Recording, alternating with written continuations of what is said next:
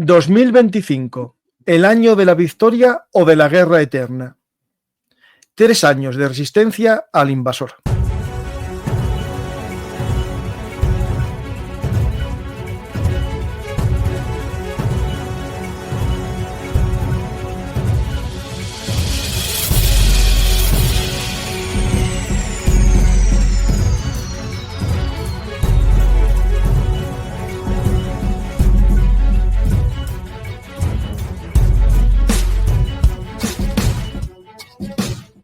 Hola a todos, bienvenidos a Bellum Artis, actualidad militar y geopolítica. Hoy vamos a hablar con un nuevo invitado en el canal, un asturiano exiliado por obligación, lo más seguro, Álvaro Peñas, geopolítico o analista de conflictos militares, pero sobre todo especializado en Europa Oriental. Hola Álvaro, ¿qué tal?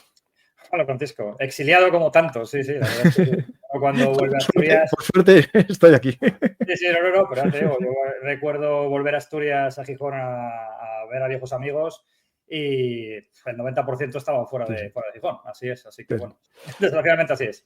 Pues Álvaro, vamos a hablar sobre la guerra en Ucrania. En el 2023 nos pusimos en contacto, al final no quedó en nada y hace poco, gracias a una entrevista en un canal de un amigo de Don C, dije yo, que este es Álvaro, el que creo que tengo en la agenda, y miré y resentí y recuperé el fallo que había tenido. Pues Álvaro, encantado de que vengas aquí a Bellum Artis, actualidad militar y geopolítica, y vamos a hablar de la guerra en Ucrania, un tema que conoces en profundidad, además tienes conocidos allí en Ucrania, sí. Y por lo tanto vamos a hablar un poco de estos 3 años que se cumplieron de guerra y este cuarto año, el año 2025. Vamos a ver, en primer lugar, yo creo, Álvaro, la pregunta que te tengo que hacer es, 3 años después, ¿tú te imaginabas hace 3 años que esto estaríamos hablando 3 años después de una guerra de ese tipo? Realmente uno no piensa que fuera a durar tanto, pero no solamente por una cuestión pensando en que fuera a ganar lo más obvio, ¿no? Es decir, bueno, lo que pensó todo el mundo al principio, la mayoría de la gente, era que Rusia iba a aplastar Ucrania. Y bueno, hay gente que lo sigue repitiendo a pesar de que pase el tiempo y los hechos desmientan eso, ¿no? Pero no pensaba que, desde luego, una guerra de 3 años. Porque siempre piensas que, lógicamente, habría un momento dado en el que, al no conseguirse los objetivos, pues la guerra se estancaría, se buscaría... Pero no, en este escenario estamos y lo cierto es que, bueno, ahora parece que hay más posibilidades, vamos a decir así, de que pueda establecerse unas negociaciones que puedan llevar, por lo menos, a un alto el fuego, pero tampoco eso significaría realmente que esto esté acabado o que esto esté resuelto, porque resuelto no está. Entonces, ese es el tema también principal, ¿no? Es decir, porque al final, para que una guerra termine, o bien uno de los dos bandos ha sido claramente derrotado o la razón que ha llevado a la guerra ha desaparecido. Y es que no tenemos ni una ni otra. Entonces, por eso veremos, pero es complicado. Pero desde luego no me esperaba. Creo que nadie se esperaba que a los 3 años estuviéramos hablando de esto. De hecho, estamos poniendo imágenes de ese primer día, ¿no? De esas columnas rusas avanzando por las carreteras hacia una trampa, porque realmente en todo ese avance se les fue atacando la retaguardia, acabando con su logística, y una operación que me recordó en aquel momento, y lo comentaba, a la estrategia finlandesa de apilar troncos y cortar, ¿no? Era una estrategia muy parecida a la que hicieron los ucranianos, en este caso ayudado por los Javelin y por fuego artillero. En este momento no había drones de ataque, eso que la gente lo recuerde, era el momento del Bayraktar. Además que sí, el Bayraktar, efectivamente. Y bueno, los Javelin que Trump el otro día ya recordó, que es verdad que fue él el que les dio vía libre, ¿no? Hay una cuestión, mira, antes de que empiece la guerra, en diciembre, hay una reunión de Kropenko, el comandante de Azov, se reúne es una especie de reunión de cuarteles generales, porque ellos llevaban también, por así decirlo, la gestión de ciertas unidades de retaguardia. Y entonces hacen un análisis de la situación. En aquel momento, yo recuerdo más porque, bueno, me lo facilitaron en inglés el documento y hice un artículo sobre ello. Y ellos en principio pensaban que lo que iba a pasar en un 85% era un bluff de los rusos, que no iban a invadir. Estamos hablando de diciembre, es decir, 2 meses antes. Pensaban que iba a ser un bluff. También políticamente había muchos ucranianos que pensaban que al final Zelensky cedería a las presiones de Putin. Es decir, muchos tampoco se esperaban que Zelensky resistiera, incluso en su país, como sorprendió también en Europa, pero incluso dentro de su país también sucedió. Y en ese informe lo que hablaban es que si en el caso de que se produjera la invasión rusa, sí que los rusos entrarían como un cuchillo en mantequilla.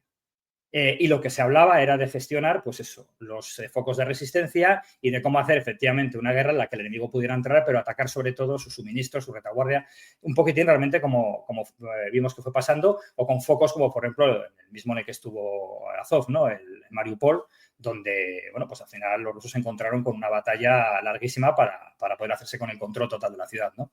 Entonces, bueno, pues sí, es realmente curioso cómo desde ese primer paso inicial, además recordemos cuánta gente hablaba de que en una semana esto estaría resuelto y no fue así, ¿no? También los ucranianos, desde luego, creo que habían aprendido muchas lecciones de lo que llevan viviendo desde 2014 y se habían preparado.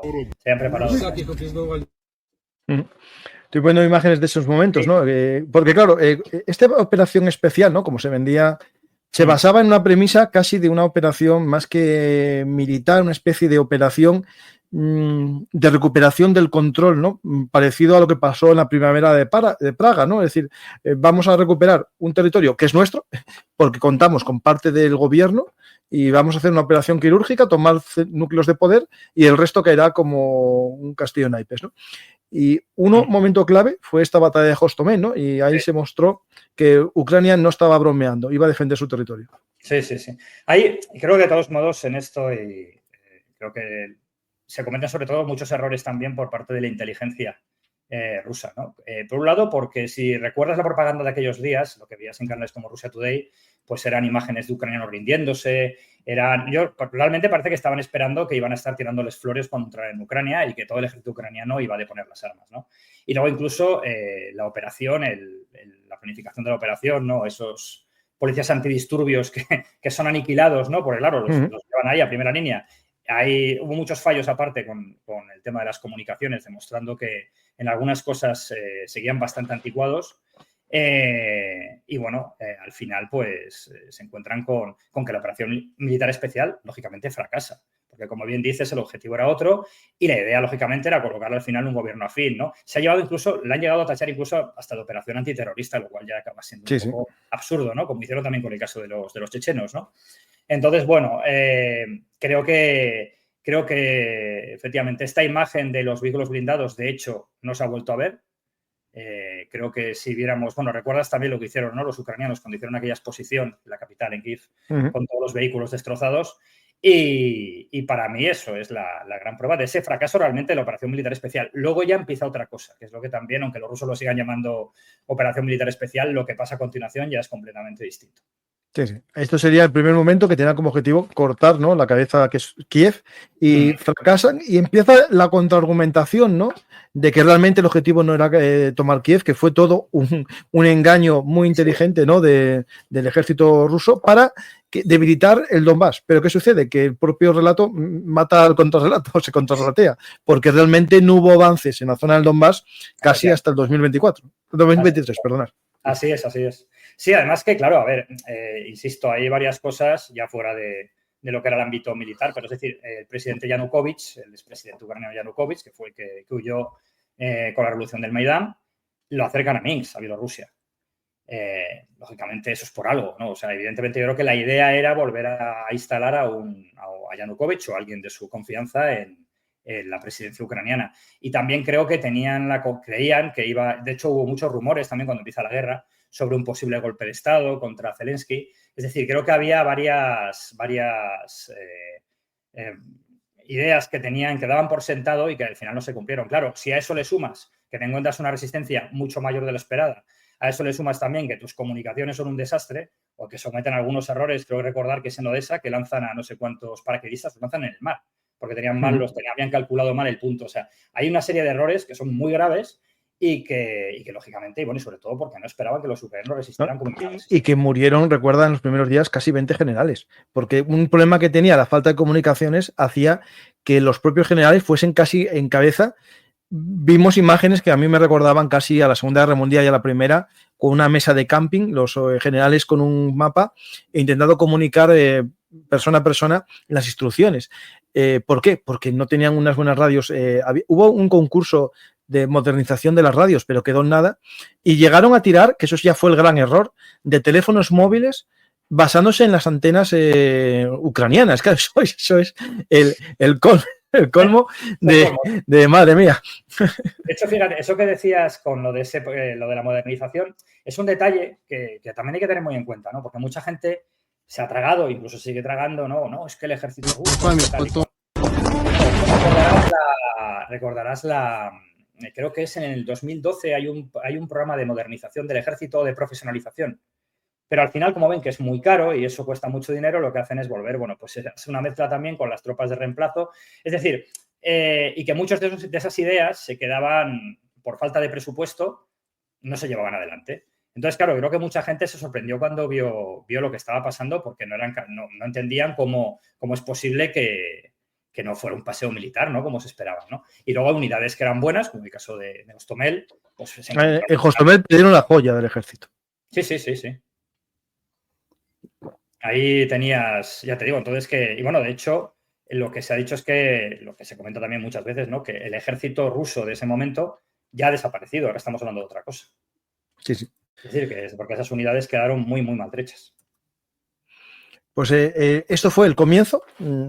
3 años después, estos vehículos que vimos avanzar como un vehículo blindado se convirtieron ahora en cosas muy extrañas, ¿no? Con gallineros encima, con madera, con todos los sistemas, porque la guerra modificó tanto las tecnologías que lo que antes de la guerra te podía dar cierta protección, y eso entre comillas, porque hay que recordar que los rusos y los soviéticos nunca iban en el interior de los blindados porque tenían más miedo al interior que al exterior.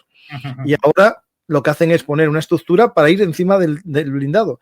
Y eso es algo que es muy llamativo y yo creo que es el resumen, ¿no? De 3 años de guerra, cómo se fue adaptando y Ucrania cómo fue sobreviviendo. Y ahí, digamos, Álvaro, desde el punto de vista militar, ¿cuál para ti es la característica principal de la defensa ucraniana superado este primeros meses? Es decir, ¿qué hace que Ucrania resista? ¿O hasta qué punto, aparte de la ayuda internacional, cierta adaptación, cierta capacidad? Yo creo que los ucranianos aprendieron como, es lo que te comentaba, ¿no? De la guerra de lo que estaba sucediendo en el Donbass, ¿no? Es decir, la gente que estaba haciendo servicio militar en Ucrania se la mandaba, cierto tiempo se la mandaba en la zona del Donbass. Lógicamente, ahí había trincheras, ahí había de vez en cuando disparos de artillería, ahí había francotiradores, es decir, un conflicto de baja intensidad, pero un conflicto, es decir, que ya les estás enseñando lo que es una guerra, ¿no? Yo creo que eso, lógicamente, te daba un porcentaje de gente que había hecho servicio militar que tenía pues eso, una formación mejor que la de, por ejemplo, algunos de los reclutas rusos que vimos, ¿no? En algunas de las escenas, porque que hayan prisioneros que eran críos, ¿no? Que incluso les habían dicho, no, vais a hacer maniobras y de pronto se encuentran invadiendo un país. Creo que eso es una cuestión importante. Creo que los ucranianos se han preparado bien. Luego, lógicamente, la motivación es fundamental. No es lo mismo estar defendiendo tu país que estar invadiendo. Es completamente distinto. Y creo que la motivación ha sido importantísima. También los ejemplos, ¿no? El caso de Mariupol. Al final, Mariupol es un símbolo de esa resistencia, o el caso incluso, recordamos lo de la isla de las serpientes, ¿no? Aquello cuando le dicen que al barco ruso, ¿no? Cuando de la rendición dice que se jodan. Es decir, ese tipo de cosas han hecho que, bueno, pues yo creo que son también claves para entender esa resistencia. Que incluso a día de hoy, en el que hay mucha gente que, lógicamente, la guerra dura mucho tiempo, ves los efectos y no hay la misma motivación que te puedes encontrar en un principio. Por ejemplo, otra cosa que yo siempre comento es una historia de un ucraniano, Oleg, que vive aquí en España, que con 59 años, con una hija de que no sé cuántos, lleva 15 años en España, con una hija aquí, y habla con la familia y se va a Ucrania. Se va a Ucrania, se alista, se une a una unidad de artillería y está allí hasta septiembre, que es cuando cumple 60 y lo licencian. Y claro, tenía su vida hecha y sin embargo ha decidido irse a combatir, ¿no? Es decir, que había una motivación, en este caso él decía que no quería que su familia volviera a vivir en la Unión Soviética como él la había tenido que vivir, ¿no?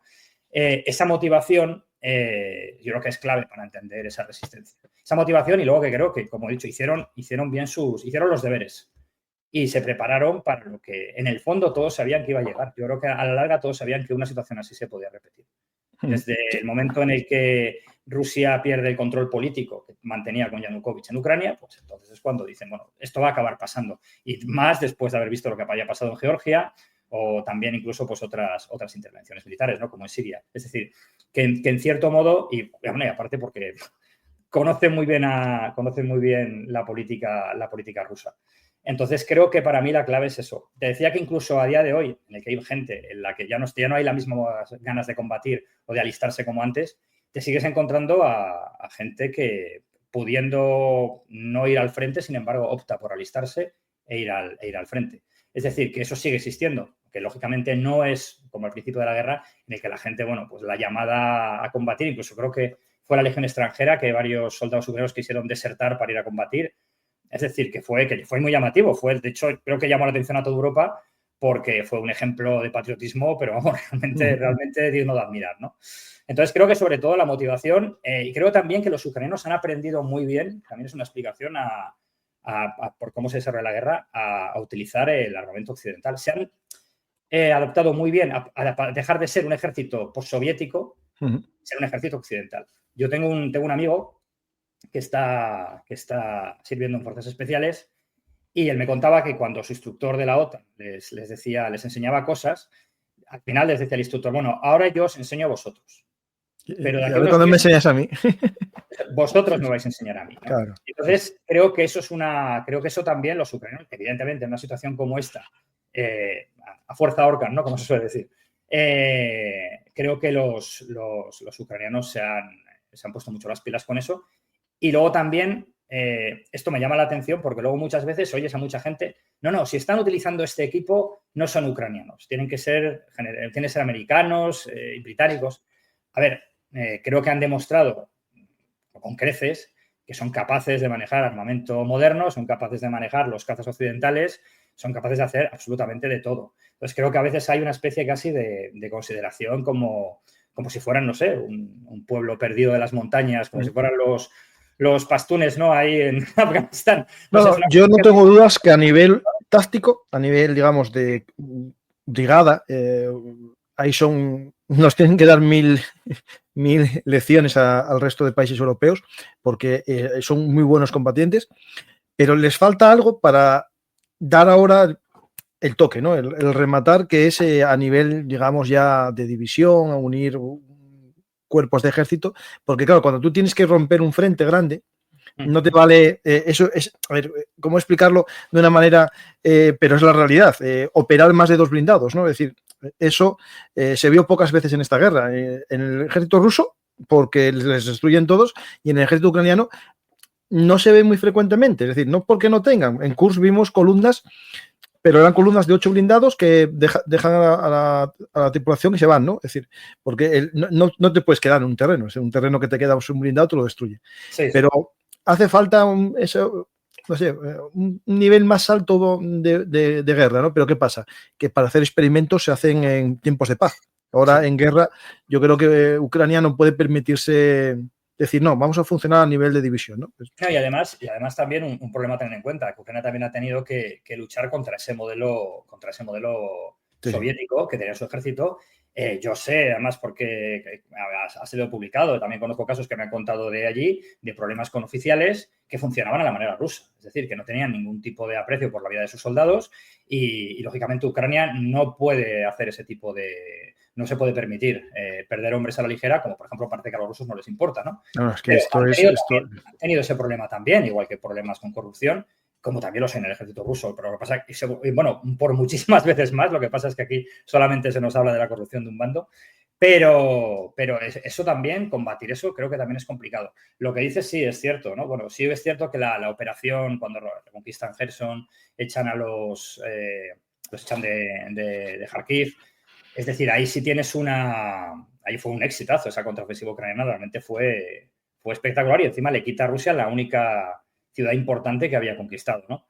Pero es verdad que cuando luego se intenta la anunciada contraofensiva, lo cual también... es que estaba anunciada y todo el mundo sabía que era por ahí, o sea, más o menos lo habíamos dicho todos los que seguimos esta guerra. Claro, eso ya falla. Y al final, visto que lo que va a suponer en una sangría de bajas, bueno, y me parece muy normal que hicieran eso, porque al final tú tienes que mirar por tus tropas y no estar mirando lo que diga la prensa de la BBC o fulanito y menganito, ¿no? Que muchas veces también eso sucede. Así que, bueno, yo creo que sí, en eso que apuntas tienes razón. Yo, justo, espera, esto es de 16 de mayo del 2023. Yo creo que ahí este vídeo fue antes de la ofensiva. yo ya apostaba por la aproximación indirecta, de atacar un lugar que nadie se esperaba, atacar un lugar en el que las reservas rusas sean menores, y al año siguiente me hicieron caso en el 2024 en agosto y atacaron en Kursk, ¿no? Es decir, por desgracia, cuando tú no tienes una superioridad y una capacidad de ruptura, no puedes romper nada, te vas a romper la crisma. Y eso, por suerte, tampoco atacaron con tanto. Es decir, la propaganda, y ahí los rusos funcionan muy bien su frente cognitivo, ¿no? Vendieron la contraofensiva ucraniana como un verdadero fracaso, cuando las imágenes mostraban como mucho 5 Leopards allí puestos y destruidos con 2 Bradleys. No estamos hablando de columnas enteras como vimos aquí en la guerra de Ucrania en el Donbass, con rusos columnas cada día de 20 destruidos. Es decir, si sumamos la ofensiva rusa del 2024, todos los vehículos destruidos día a día, eso sí que es el gran fracaso, pero lo venden muy bien, porque la gente todavía cree que están ganando, porque avanzan, pero claro, avanzan casi acumulando herido con herido. O sea, sí, correcto. Claro. Yo, mira, esta imagen que tengo ahora mismo en Twitter, no la puedo poner parada, ¿vale? Vimos muchas veces ya soldados ir con muletas. Este hombre se va arrastrando, está tullido, le falta un pie, se va arrastrando y los soldados dicen, pero ¿cómo no sigues en el hospital? Evitas quedarte en el hospital y lo único que vas a hacer es jodernos. Es decir, le obligan a volver al combate. Porque este no está curado del mismo. Mira que vendas bien puestas. O sea, manda un hombre al frente de batalla sin pierna, sin pie y sin muletas. No es que haya perdido en el campo de batalla y vuelva al hospital. No. Están diciendo eso. Lo invito a ver en Twitter. ¿Cómo saliste del hospital? Ya vimos vídeos aquí sacando gente del hospital de esa manera. Y es muy fuerte. Vídeos de soldados que se suicidan. Bueno, eso sí. Son heridos por un dron y entonces cogen el arma y se pegan un tiro. Pero es que hay instrucciones rusas para que hagan eso, ¿eh? Pues mira, eso no lo conocía. Sí. Ya hace como 8 meses o más yo publiqué un folleto ruso de cómo tienen que suicidarse, cómo coger la granada, ponerla justo debajo de la garganta y hacerse estallar.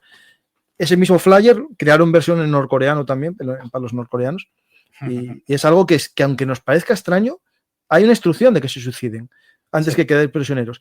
Y después, tú ten en cuenta, claro, que los servicios médicos no hay un buen servicio médico de evacuación. Claro. Al final van muchos de ellos con un simple goma. Este tema es muy, muy interesante porque cuando empieza yo creo que sí, fue en marzo, creo que en marzo estuve en un programa hablando del tema de la guerra.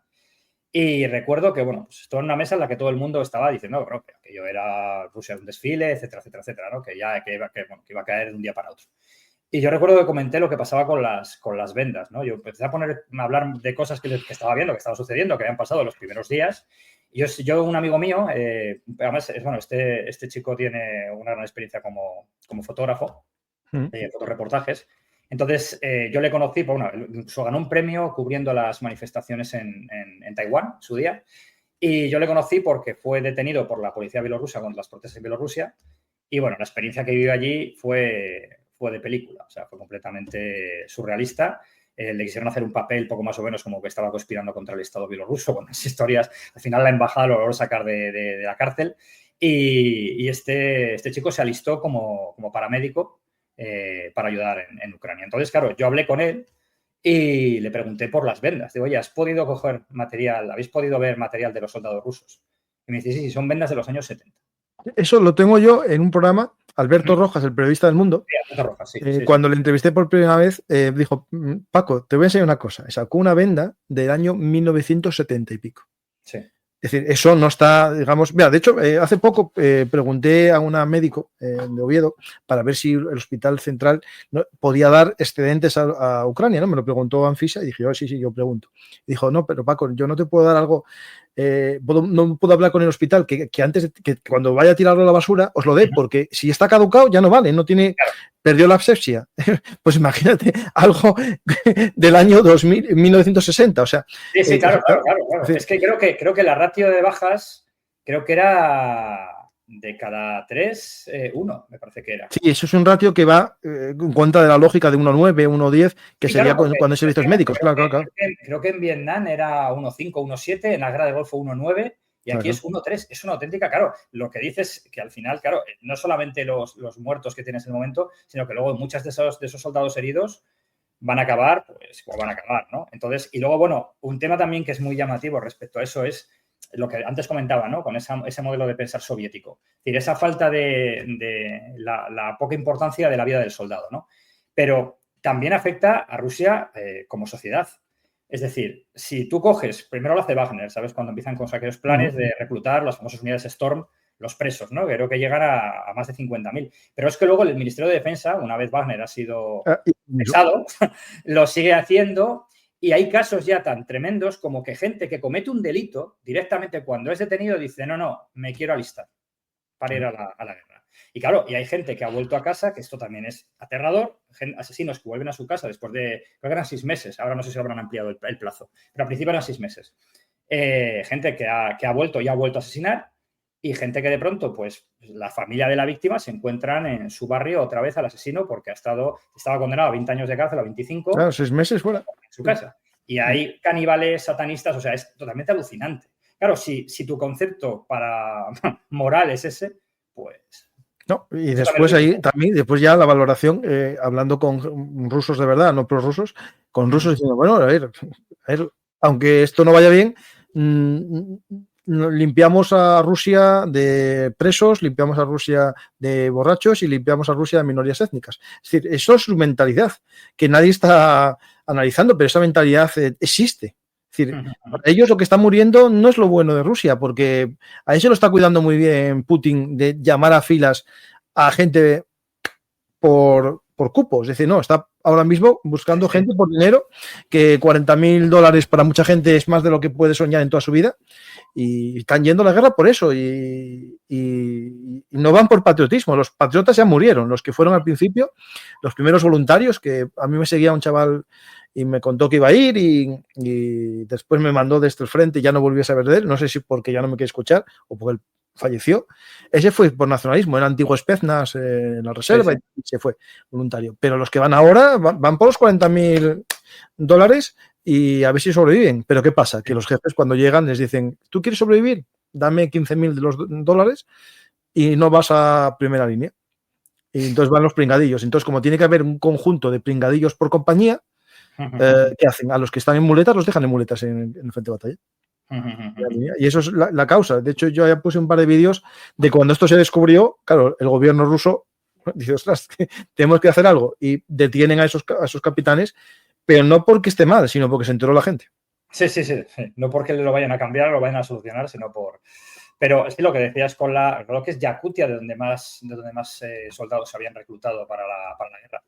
Y luego lo que dices de lo de dinero es cierto, pero hay un vídeo, yo publiqué un vídeo de un joven ruso, creo que tendría el chaval 18 años. El chico pues hace un vídeo, creo que es finales de agosto, dice que enseña que se ha alistado, creo que el 29 de agosto, el 30 de agosto, enseña que está con varios militares, ya va vestido de militar, está en una especie de cuartel.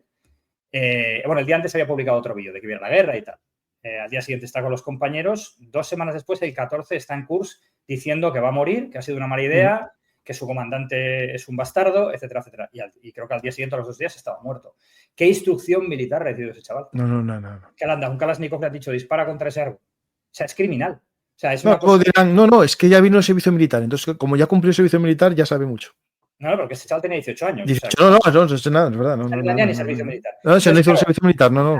Pescadora de carne, claro, por eso a veces la gente dice, bueno, lógicamente, o sea, es que a veces es saturar el frente de gente y luego pues tomarlo. Había un voluntario polaco, también lo estuvo contando, y que llevaba desde marzo del 22 combatiendo. O sea, que se ha hecho un veterano con todas las, en mayúsculas, ¿no? Y él contaba eso, ¿no? Decía, primera oleada, decía, soldados prescindibles y 1 o 3 soldados profesionales. Los prescindibles avanzan, los profesionales se quedan atrás, ven dónde los matan, hacen una segunda ronda, lo mismo para comprobar efectivamente las posiciones y luego ya en la tercera oleada ya es donde atacan los buenos, lógicamente aquí hay artillería y ya barre las posiciones para intentar saturar a los ucranianos. Ese es el método Wagner, ¿eh? Wagner hacía eso. Sí, claro, Wagner, lo que ocurre en Bakhmut, ¿no? Cuando él sale el propio Prigozhin diciendo que tienen 80.000 bajas, si no recuerdo más que dijo. Sí. O sea, efectivamente. Bajas y unos 30.000 o 40.000 muertos, sí.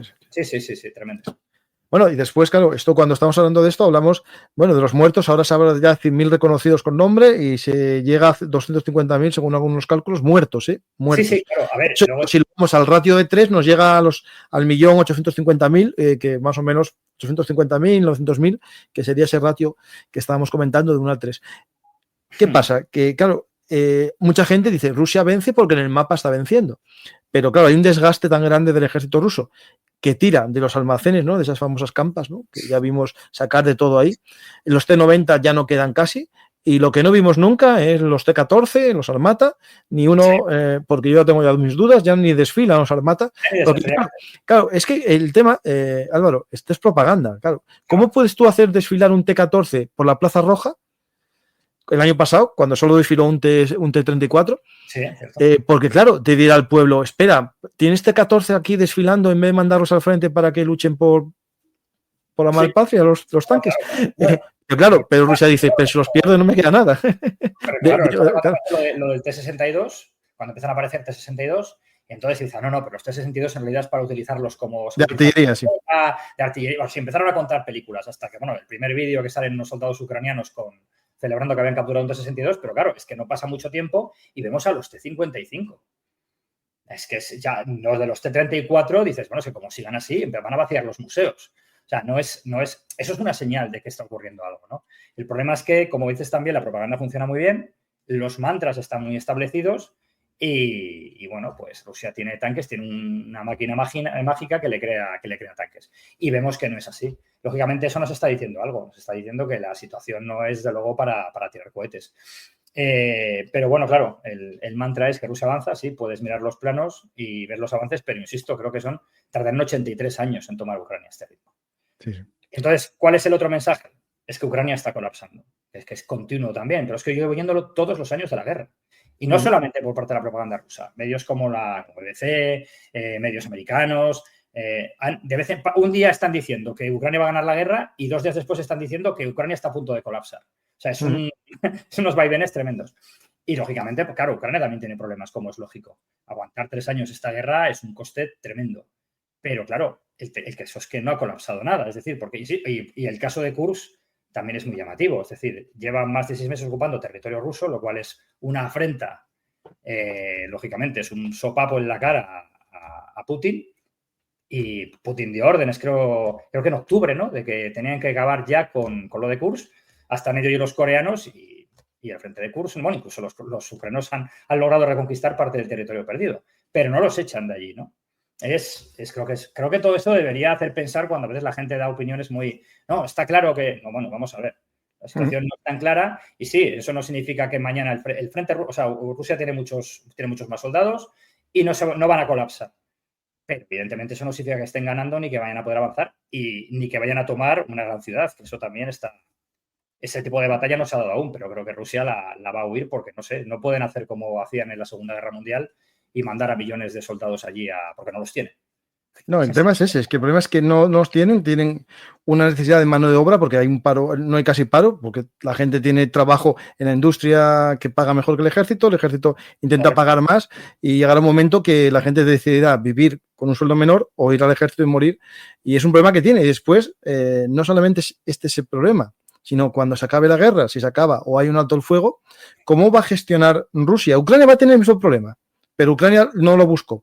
Pero Rusia lo buscó y va a tener que gestionar 800.000 veteranos con problemas psicológicos, muchos de ellos, que se va a quedar corto el famoso síndrome afgano, el síndrome de Afganistán, el Afganishki, algo así. Y eso generó un problema muy grande a nivel, digamos, social en Rusia. Y Putin tiene miedo, está creando ahora el año del defensor de la patria, está creando una especie de movimiento de veteranos para que ese movimiento gestione a todo lo que sería el colectivo, para que no haya movimientos independientes de protesta. Entonces, bueno, quiere controlarlo, pero le va a ser muy complicado. Hay un miedo que además se ha visto muy claro con la reacción ante las asociaciones de madres y de mujeres de los soldados, que es un miedo a lo que pasó con la guerra de Afganistán. Sabes que en la guerra de Afganistán también las mujeres, las madres, empiezan a decir que está pasando. Y eso realmente le crea un problema en aquel momento al Kremlin, ¿no? A la Unión Soviética. Y como sabes también, a este tipo de asociaciones, incluso aunque declaradamente seguían estando a favor de la invasión o seguían estando a favor del presidente Putin en el momento que cuestionaban pues cualquier, como que llevaban muchísimo tiempo sin volver a casa, que no se les daban, no se les licenciaba, etcétera, etcétera, la reacción ha sido durísima. Es decir, policía, detenidos, y sabes también que criticar la operación militar especial en Rusia creo que pueden ser hasta 15 años de cárcel. Es decir, hay miedo a eso. Lógicamente, lo que dices de con el tema de los veteranos es lo mismo. Eso se les podría escapar. De hecho, sabes también que los sectores más duros o más nacionalistas están incluso ahora muy descontentos. Sabes que Putin hizo una oferta también a Donald Trump hablando de ofrecerle materias raras. Aluminio, materias. Sí, también en el Donbass. Y claro, entonces estaban diciendo, entonces, ¿para qué estamos muriendo? ¿Para darle las minas a los norteamericanos? Que además rompe todo el discurso, Todo el discurso. que ha estado vendiendo Putin hasta ahora, ¿no? Es decir, pero bueno. Pero Álvaro, pero tú ten en cuenta que como el terraplanista, la gente cambia de criterio rápidamente. Es decir, yo puedo tener un criterio, pero si me dicen que no, pues al final la teoría esa de que era plana porque era circular, no. Ahora es plana porque era rectangular, pero sigue siendo plana, ¿vale? Sí, y mira, hay un tema ahí que tiene que ver con esto, que es ayer la reunión que hubo de Putin con el FSB, y dice cosas. Bueno, voy a poner aquí si podemos escucharlo.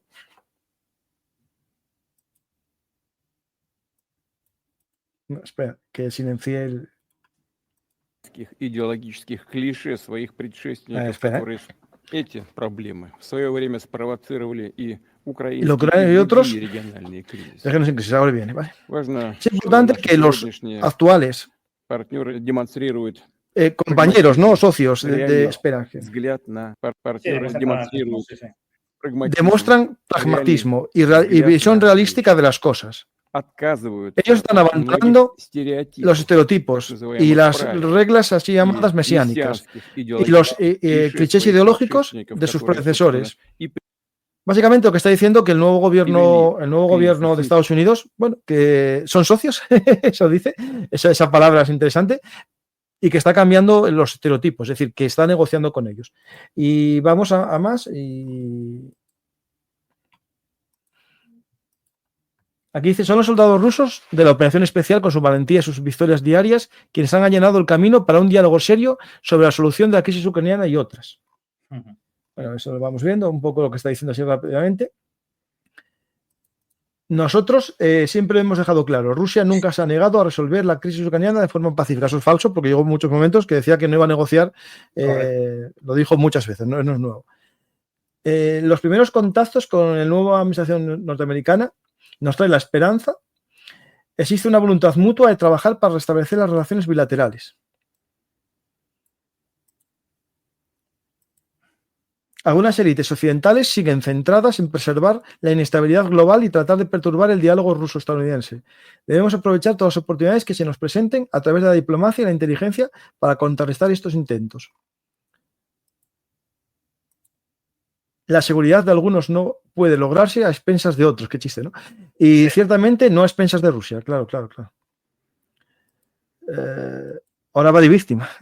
Debemos luchar contra el extremismo y el terrorismo, impedir los intentos de dividir nuestra sociedad y detener la hostilidad entre diferentes nacionalidades y religiones. Ya está hablando del problema interno que puede tener. Es decir, nadie está diciendo que lo tenga, lo está diciendo él. Que ya tiene un problema interno. Se trata de una estrategia para atacar a Rusia como Estado multinacional y multirreligioso. Bueno, y muchos aquí defienden a Rusia como el defensor del cristianismo, ¿no? Es decir,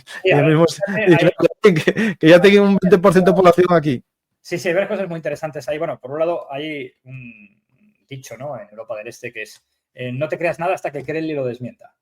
Porque, claro, están acostumbrados a que todo sea mentira. Es decir, no la verdad. Bueno, de hecho, que el periódico oficial, ¿no?, soviético, el Pravda, que pues significa verdad, pues... La verdad. Sí, es un toque de humor. Pero aparte de las cosas que, como bien decías, ¿no?, de no acabar pacíficamente, es de coña. Las peticiones, además, que hacía Rusia eran completamente imposibles y lo siguen siendo, porque no han cambiado. Pero, por ejemplo, con el tema de los Estados Unidos, independientemente de los, bueno, exabruptos o no sé cómo calificar las cosas que a veces dice Donald Trump, que, insisto, algunos te dicen que es su forma de negociar. Yo creo que cuando comete un error hay que decirlo, ¿no? Y las declaraciones fueron inaceptables, lo que dijo el otro día. Vamos a ver qué pasa con esta negociación, con las tierras y todo esto. Pero bueno, aparte de todo eso, la reunión famosa que tuvieron en Arabia Saudita con los rusos, las noticias que se han filtrado, aparte de, lógicamente, de las noticias oficiales, que todo fue maravilloso y todo fue que no fue una reunión precisamente agradable. Fue una reunión muy breve y también llama la atención lo breve que fue. Fueron unas pocas horas con un almuerzo entre medias. Entonces, bueno, pues parece que no fue una cosa como nos están queriendo vender. Y, lógicamente, pues, bueno, Putin quiere vender la estrategia de que al final el mundo le da la razón, que Rusia es una gran superpotencia, que es lo que Putin quiere volver a ser. Putin quiere volver a ser como era la Unión Soviética. Recordemos aquella frase, ¿no? La caída de la Unión Soviética es la mayor tragedia geopolítica del siglo XX, que declara en su momento. Y bueno, creo que todo lo demás, lo del problema interno también es llamativo. Quizá por eso salió besando el Corán en Chechenia, o el otro día se reunía con el Día de los Musulmanes, ¿no? Porque, curiosamente, si no recuerdo mal, en unos años, ahora mismo creo que son más del 15, puede que cerca del 20% de la población. Pero en pocos años la población musulmana de Rusia va a ser el 30% de la población total del país. Con lo cual, aquello que dijo Vance de que el Reino Unido podía ser el primer estado nuclear islámico, aparte que ya lo hay, que es Pakistán, bueno, aparte de eso, posiblemente lo fuera Rusia mucho antes. Es que me salió aquí un anuncio taiwanés, porque Taiwán, no, es que me lo mandó Chema, José María, mi compañero de Frente de Batalla, y que Taiwán está hablando de construir su propia bomba nuclear. Claro, a ver, claro. Es que una de las cuestiones que tenemos aquí es que Ucrania entregó sus bombas nucleares y ni el Tato hizo caso al Tratado de Budapest, nadie. O sea, ni el que le invadió, ni los que dijeron que le iban a defender, ni los chinos que se unieron a la fiesta posteriormente de que iban a defenderle. Aquí, la verdad, claro, que los más confiables los británicos, la verdad. Sí, sí, es cierto. Fíjate que, claro, con ese tema, si al final no hay garantías, ¿qué es lo que vas a conseguir? Que todos los países al final digan, pues yo tengo que tener prueba de bomba atómica, porque si no, el día menos pintado, el país más grande que tengo al lado me invade. Lo cual, eso sí que es un peligro para el mundo. De hecho, justo el viernes tuve una entrevista con Juan Rodríguez de Arat, el almirante de la flota, y hablamos del tema. Y justo hoy, un diario importante alemán, el Die Zeit, saca un debate entre dos puntos de vista, un político del SPD, del Partido Socialdemócrata, y otro director del Global Public Policy, un instituto, que hablan de la necesidad de un rearme o no nuclear, no, en Europa, y especialmente de un arma nuclear defensiva en Alemania. ¿Por qué? Porque el problema es que a nivel, digamos, convencional, el ejército ruso ya se refleja que no tiene esa capacidad, necesitaría mucho tiempo de rearme. Si Europa se quiere defender, no va a poder destruirla, pero siempre está la amenaza de un arma táctica. Es decir, el arma nuclear táctica, Rusia no la puede utilizar en el campo de batalla ucraniano porque no tendría el efecto deseado. Es decir, hay muy pocos soldados en densidad, produciría pocas muertes, pero abriría el espolón de que se use un arma nuclear. Y entonces ahí Estados Unidos a ver cómo frenaría la ayuda o qué haría China, ¿no? En ese caso, ¿no? Entonces, claro, el problema es que en Europa, por la densidad de nuestros ejércitos y los puntos de, por ejemplo, el corredor este del Báltico y no, ¿cómo es el corredor este de Estonia? El corredor de Estonia, el camino este de Estonia. No me acuerdo el nombre. Bueno, o el gap de Berlín. Suwalki, eso justo. Ahí hay una densidad que tú puedes lanzar una bomba táctica y destruir gran parte del ejército que está allí. Sí. Por eso Europa necesita bombas tácticas que no tenemos. Y eso, Galat, y ahora ya los periódicos alemanes se unen al tema este. Es decir, es un tema muy complejo, porque Taiwán lo acaba de decir también. Claro, sí. No, claro. Todo el mundo va a querer sus paragüitas. Y el único paraguas que tienes... Al final ese es el problema. Mira, con esto que estamos hablando, también creo que es bueno recalcarlo, que es, porque cuando oyes hablar Putin, que está siempre con las garantías, ¿no? Antes decía las garantías de Rusia. Ahora resulta que hay un territorio que se llama Kaliningrado, que es la antigua Prusia oriental, que se quedó la Unión Soviética en su momento y que ahora es territorio ruso. Allí, por lo menos creo que en 3 veces durante los últimos 10 años, puede que sean 3, no sé si alguna más, bueno, han desplegado misiles Iskander que tienen capacidad de llevar ojivas nucleares. Ha habido quejas cuando ha pasado todo esto, ha habido un montón de quejas. Rusia se ha desentendido completamente. Claro, ¿cuánto tardaría un misil utilizado allí en llegar a Varsovia? ¿Cuánto tardaría en llegar a Berlín? Bueno, la televisión está todo el día viendo eso. Claro, si al final hablamos de garantías de seguridad, pues tenemos que jugar todos. o ellos sí pueden, porque pueden hacer lo que les dé la gana y los demás tenemos que mirar, ¿no? Es que también me hace mucha gracia a veces, y eso también lo hablé con el almirante, ¿no? Cuando la gente habla de estas cosas y tal, dice, bueno, aparte de cómo se quiere llevar todo para vender, ¿no? Que el sensacionalismo, que al final es lo que más vende.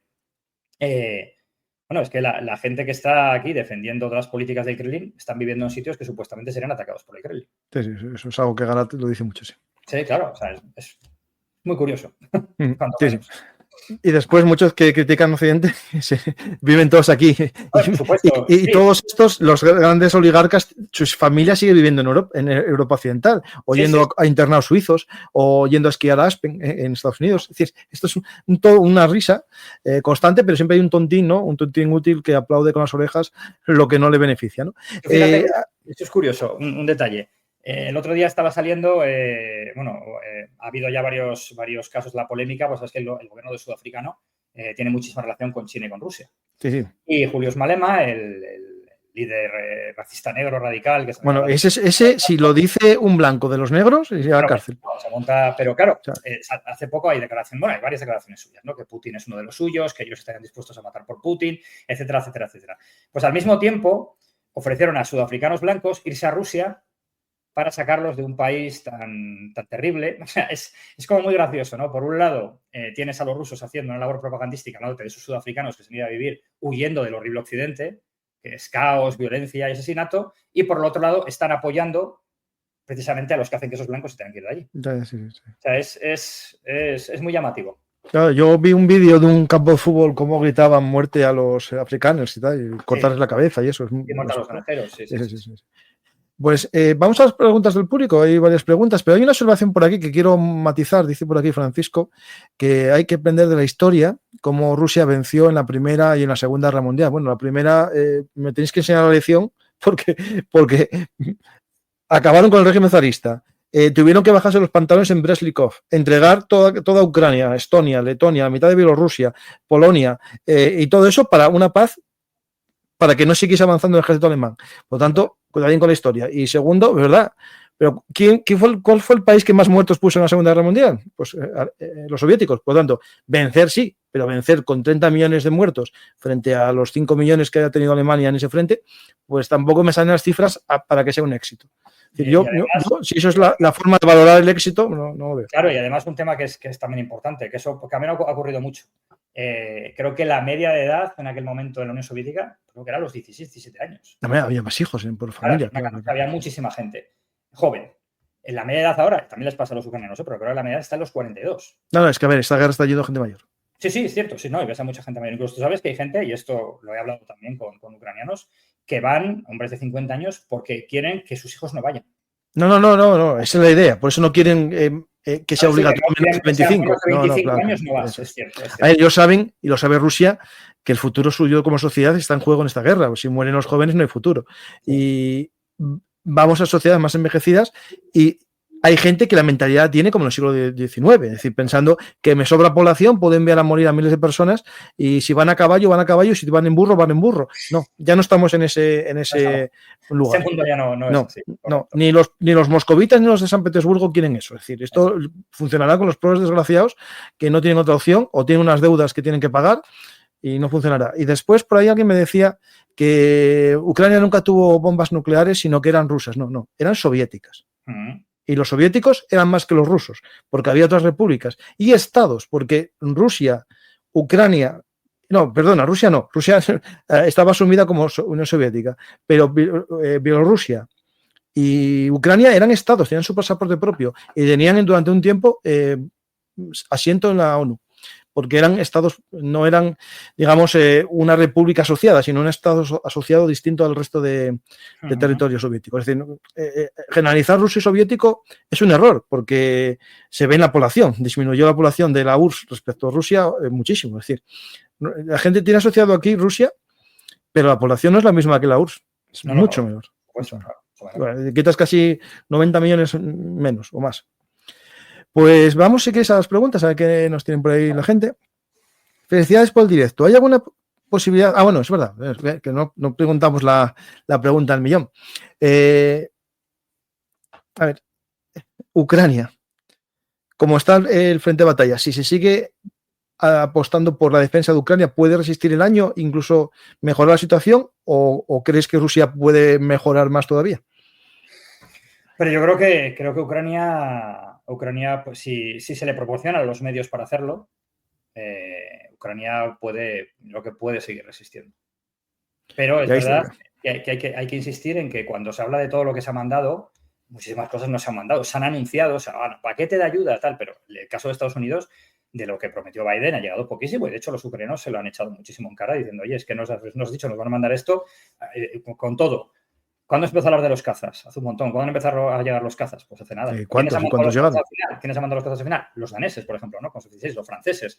Es decir, el tema es que si Ucrania se le proporciona la ayuda que necesita, yo creo que veríamos que serán capaces de defenderse, incluso de dar alguna otra sorpresa, porque además estamos viendo incluso cómo han desarrollado su propia industria militar y cómo los drones, por ejemplo, ucranianos, están haciendo un daño terrorífico a la economía rusa. Para Rusia, yo creo que Rusia necesita un parón en este momento.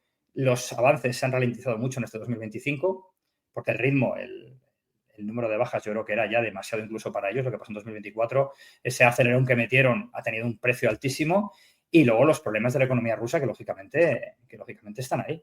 Han empezado a haber problemas y son problemas que está notando la gente en los bolsillos, porque hasta ahora lo que se contaba es, bueno, como la gente vas por dinero, no se está reclutando en las zonas de Moscú, San Petersburgo, donde podría haber donde está el poder, ¿no?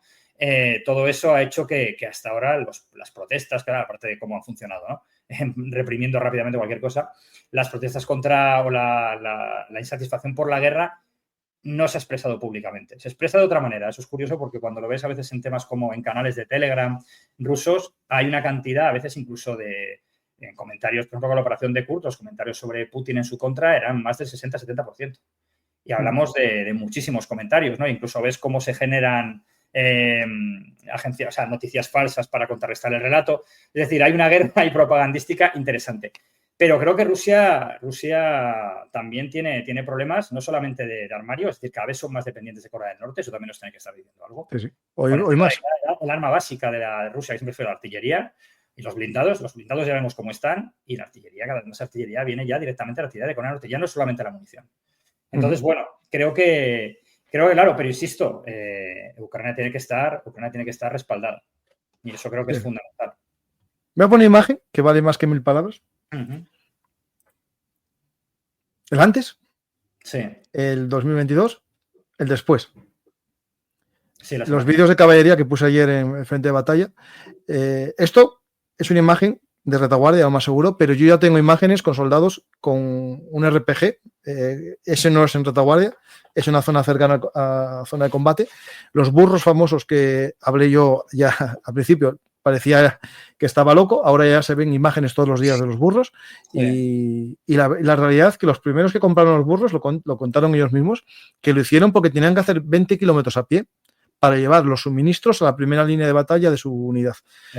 Porque no tenían vehículos. Es decir, después vimos en este canal crowdfunding de coches utilitarios para que los soldados puedan ir a combatir en un Lada Niva o en un vehículo de estos baratitos de hace 50 años soviético, convertido en un Maz más de asalto, ¿no? Es decir, esto, la verdad que es muy fuerte esto que estamos diciendo y lo peor de todo es que se pueda llegar a abandonar a Ucrania en esta situación solamente por el business, ¿no? Por el negocio y eso es lo que Europa, yo creo que ahí tenemos que tener nuestro papel, porque aparte es que si no lo hacemos, somos la región, nadie nos va a respetar. Y ya, si los rusos nos respetan poco, porque ellos dicen que Ucrania entre a la Unión Europea no pasa nada, y ayer Trump dijo que la Unión Europea se había creado para ir en contra de Donald Trump, de Estados Unidos, pues vamos ahí en peligro, ¿no?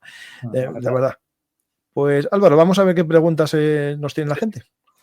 Pues, felicidades por el directo. ¿Hay alguna posibilidad real de derrumbe de Rusia, bien militar o político? Yo militar lo dudo mucho, es decir, solamente por el número, las unidades que tienen desplegadas allí, vamos, una hecatombe. A ver, nos sorprendimos con lo que pasó, que claro, han pasado tantas cosas que además... me imagino que en 1917 se asustaron muchos cuando los rusos se marcharon para su casa. Está el caso, lo que pasó con Prigozhin. Prigozhin en un momento dado, si Prigozhin decide seguir, creo que la historia hubiera dado un vuelco importante. Al final confía en su viejo patrón y ya sabemos cómo acabó Prigozhin, ¿no? Entonces, bueno, no lo sé, realmente, o sea, sobre el papel, no. En principio no debería tener un derrumbe como para que, en principio, esas unidades van a seguir cumpliendo órdenes y combatiendo. Y no parece que haya nadie dentro del aparato que de momento haya puesto, no hay ninguna figura que de momento le esté poniendo trabas a lo que está haciendo Putin o a su poder. Porque parece que se han encargado bien de eliminar a cualquier figura que pueda resultar molesta. Económicamente, claro, ahí hay otro problema. Si económicamente eso sí puede generar problemas políticos y se puede generar que ese malestar, que yo creo que mucha gente tiene en Rusia, pero que no puede expresar, salga, ¿no? Creo que también, mira, yo esto lo hablaba con Xavier Colas, que conoce muy bien, sabes que fue los expulsaron de Rusia, estuvo ahí muchos años ahí. A ver, yo tuve la mala suerte de tener su teléfono ruso. Íbamos a quedar para hacer un programa, lo expulsan, me quedé sin teléfono ruso y no tengo forma de contactar con él. No me contesta al Twitter. Si tienes contacto, dices, ¿no? Aquí de un artista que quedó con tu teléfono ruso. De acuerdo. Pues él decía lo mismo, que incluso cuando muere Navalny hay muchísima gente que, sin embargo, se atreve a ir allí a colocar. Dice que es masivo, ¿no? Y sin embargo es lo mismo, ¿no? Yo cuando estuve en el Kremlin me pasé el puente y vi las flores ahí puestas. Sí, y la represión, ¿no? Que lo que decía también, la represión, cómo se reprime absolutamente todo y que eso indicaba pues que el régimen no está tan seguro, ¿no? Pero claro, creo que económicamente el talón de Aquiles yo creo que es más factible que lo encontremos ahí. Y a raíz de eso ya pueden pasar otra serie de cosas. No, si no hay dinero, empiezan a haber muchos problemas, porque los soldados que están allí están por dinero. Sí, y entonces hay un problema, claro, hay un problema de verdad. Hay muchas preguntas, voy a por las de Twitch, que esas me pierdo porque no tengo tal. ¿Podéis explicar de nuevo lo de los paracaidistas de Odessa? Sí, lo que hubo, no fueron todos, pero hubo por lo visto no sé cuántos, puede que sean 50 soldados, yo no recuerdo el número, que habían sido lanzados con unas malas coordenadas, y cayeron directamente al mar. Eso se comentó, eso fue al principio de la invasión, que fue el primer intento de aproximarse a Odessa. Bueno, de todos modos, los rusos en Odessa fracasaron estrepitosamente, porque al final no pudieron llegar a la ciudad en condiciones, ¿no? Y tomar ese flanco y avanzar hacia lo que querían, que era llegar hacia Transnistria. Que hubiera abierto otro nuevo país que no iba a ser invadido y que sería invadido, ¿no? Que es Moldavia. Bueno, ahora no tiene gas. No, estoy viendo si encuentro la noticia, pero no. Pues vamos allá, más preguntitas. Hablan de que ya que está el tabú todo esto abierto y las cajas de Pandora, preguntan por aquí si no es más fácil que Europa haga un desarrollo de armas químicas y biológicas en vez de la nuclear. A ver, yo creo que en ese punto no hay que entrar, porque esas armas para mí son peligrosas porque no sabes cómo gestionarlas. El arma nuclear, la ventaja que tiene es que no se va a usar. Esa es la idea. La idea es esa. La nuclear no se va a usar. Las otras, quién sabe. Pero la nuclear, a ver, yo considero que no es tan complicado, partiendo que somos países con... Bueno, España nos las van a cerrar las nucleares, pero somos países que tenemos tecnología, tenemos conocimiento, y la idea sería hacer, algo que hacen muchos países que no tienen los conocimientos que tiene Occidente. Es decir, a ver, no quiero ser faltoso, pero si Pakistán en los años 70 y 80 desarrolló el proyecto, ¿por qué no va a poder hacerlo? Y si España, con el proyecto Islero, lo iba a hacer, ¿por qué no vamos a poder hacer ahora, o Alemania en pleno siglo XXI? Es decir, no, yo creo que incluso se puede hacer algún tipo de bombas distintas, ¿no? A lo mejor menos... Me hace una tontería, más sostenibles. Más sostenibles. Bueno, hay, ¿cómo se llama? Espera. Hay ahora un nuevo tipo de fusión que que no es con uranio, es con torio. Con torio, que es menos radioactivo. No, para armas nucleares no vale, pero se va a usar mucho en centrales nucleares, el torio.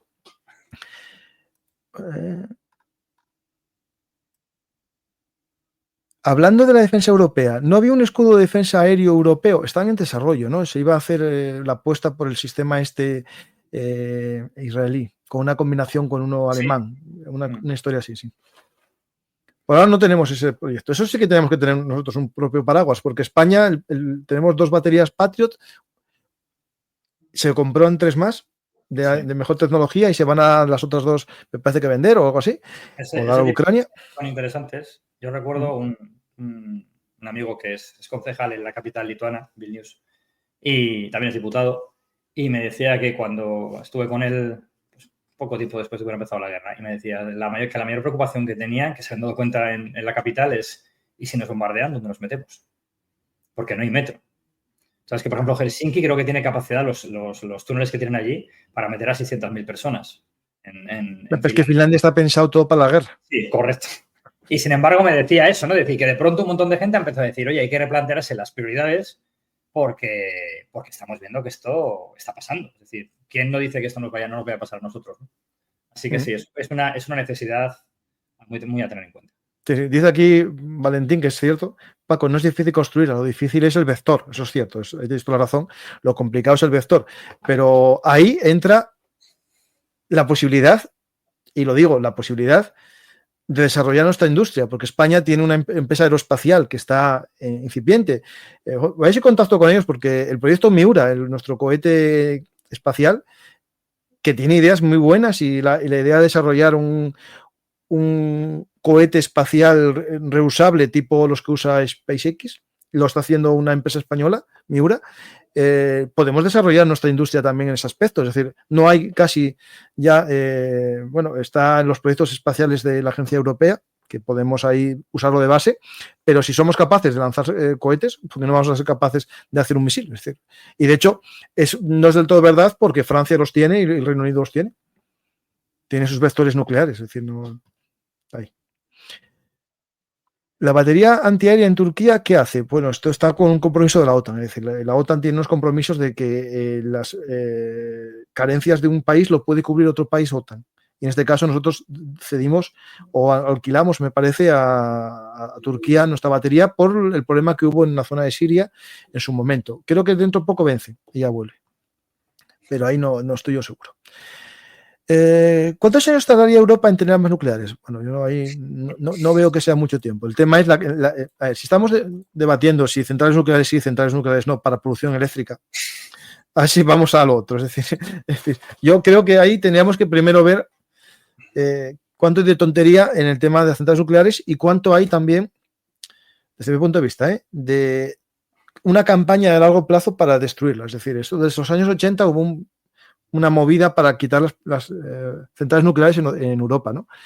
Y que yo sepa, las europeas no fueron problemáticas porque son más seguras que las de otros lugares. Es decir, incluso la francesa demostró el modelo francés en Japón, Fukushima, que incluso con un maremoto, con un tsunami, no hubo un gran problema. O sea, hubo un problema, pero ¿qué lugar del mundo con un tsunami encima, con un terremoto, no tiene un problema? Lo digo porque el problema no está en la central nuclear, porque a todo el mundo viene Chernóbil a la cabeza. Es que Chernóbil era una chapuza. Y ahí está el problema ahí. Es decir, ahí yo creo que lo tenemos que tener claro. Y con el torio, que cuando se desarrolle más y está a puntito ya de generalizarse, ya veréis que va a ser menos problemático. ¿No podía haber una revolución en el Imperio Ruso similar a la Alemania comunista en 1989? Sobre todo si Putin declara la movilización total. Quizás por eso no ha proclamado dicha movilización. Es que eso es uno de los vectores para que no lo pase. Por eso no quiere movilizar a todo el mundo, porque va a haber un problema. Claro, bueno, es que realmente por eso no se ha hecho. Porque de hecho, te digo, los sectores más duros lo exigían. Cuando vieron que la guerra no avanzaba, empezaron a decir, aquí tenemos que meter mucha más carne en el asador. Y claro, pero eso sí que sería un problema muy grave. De hecho, se han hecho la cárcel por eso. Movilizaciones encubiertas. Se han hecho unas cuantas, pero muy localizadas. Y luego, sobre todo, eso ofreciendo unos contratos, pues eso, una cantidad de dinero exorbitada, ¿no? Para poder conseguir el reclutamiento. Pero es importante, es cierto, y esto también lo he hablado y con algunos disidentes rusos, ¿no? Históricamente es así. Lo único que puede hacer realmente es, o sea, una derrota militar sería lo que sí haría realmente caer a Putin. Que realmente no pueda venderlo como un éxito. Eso sí que haría que, pues eso, posiblemente entre su propio círculo alguien pensara que ha llegado su momento, ¿no? Claro, pero el problema es que puede venir un radical peor todavía. Que viene alguien más radical todavía. Bueno, depende, nunca se sabe.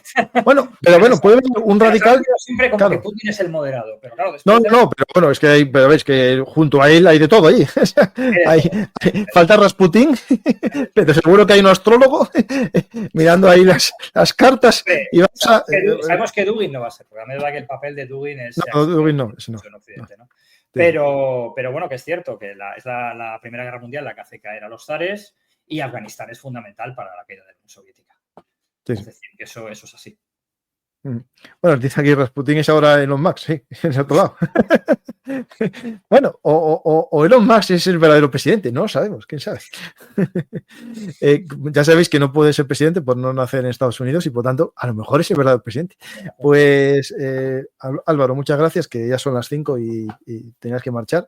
Gracias por el programa, espero que a la gente le haya gustado el programa y además, si quieren seguir en Twitter, es Peñas-Álvaro.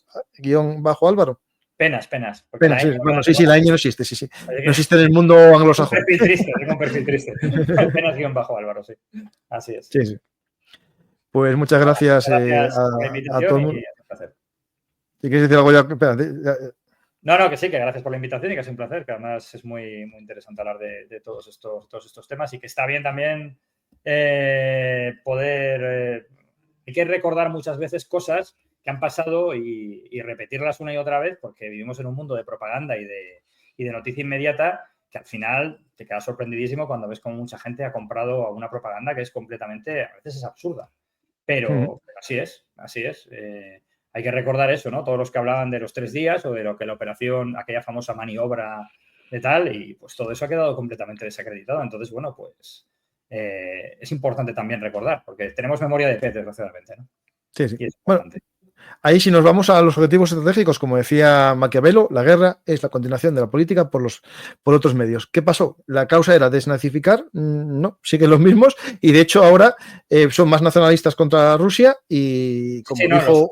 Los objetivos totalmente fracasados, efectivamente. La desnazificación, desmilitarización, pensar que Ucrania se va a desmilitarizar, bueno, pues no, ya no. Absurdo. Además, han dado cuenta de que si desmilitarizas Ucrania, pasado mañana la invaden. O sea, es que es evidente. No sé, son cosas que... Sí, yo creo que realmente, incluso la OTAN, pues tenemos 2 nuevos países en la OTAN gracias a esta... Claro. Ucrania puede que no entre porque ya dijo Estados Unidos de nuevo que no, pero quién sabe, si cambia la administración...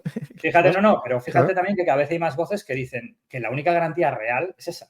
Es que incluso políticos que estaban en contra, como Nigel Farage de Reform UK, que es muy amigo de Trump también, el otro día, ya lo ha dicho ya en 2 ocasiones, que hay que plantearse seriamente meter a Ucrania en la OTAN porque esa sería la única garantía real. Sí, porque claro, yo creo que más también hay que pensar en eso. Puede quedar muy bien que ahora llegues a un acuerdo, pero si dentro de un tiempo vuelve la guerra, esto va a ser peor, no va a resolver nada. Giorgia Meloni, he visto hoy unas declaraciones, no sé si son de hoy o de ayer, ha dicho lo mismo, que la única garantía real para Ucrania es la OTAN. Es decir, en cierto modo es de sentido común. ¿Qué garantía les vas a dar eso? O que les armes los dientes, o que les des armas nucleares, pero es que no, te vas a fiarte de Rusia, que decía el día antes que ellos no iban a invadir a nadie. No. y los tontolabas útiles, los tontolabas y los malos, diciendo esto es un repliegue a sus cuarteles y porque ya se ve claramente que los otanistas que querían la guerra y tal, pues era un repliegue, dirigirse a los puntos de ataque. Pero bueno, bueno así es. Pues muchas gracias, Álvaro, por el programa y gracias a todos los que estáis aquí. Espero que os haya gustado el programa y si es así, ya sabéis lo que tenéis que hacer, dar a me gusta, dejar un comentario y compartir. Espero que os haya gustado tanto que si sois nuevos os suscribáis al canal. Gracias a todos y hasta la próxima oportunidad aquí en Bellum Artis, actualidad militar y geopolítica. Gracias a los mecenas por estar aquí, por vuestro apoyo.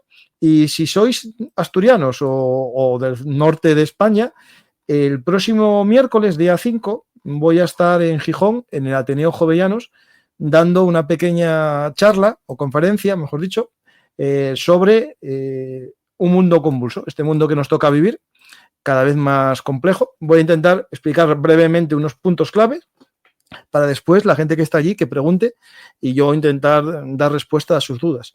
Espero que algún Bellum Artero se acerque y nada más, hasta la próxima oportunidad aquí en Bellum Artis, actualidad militar y geopolítica.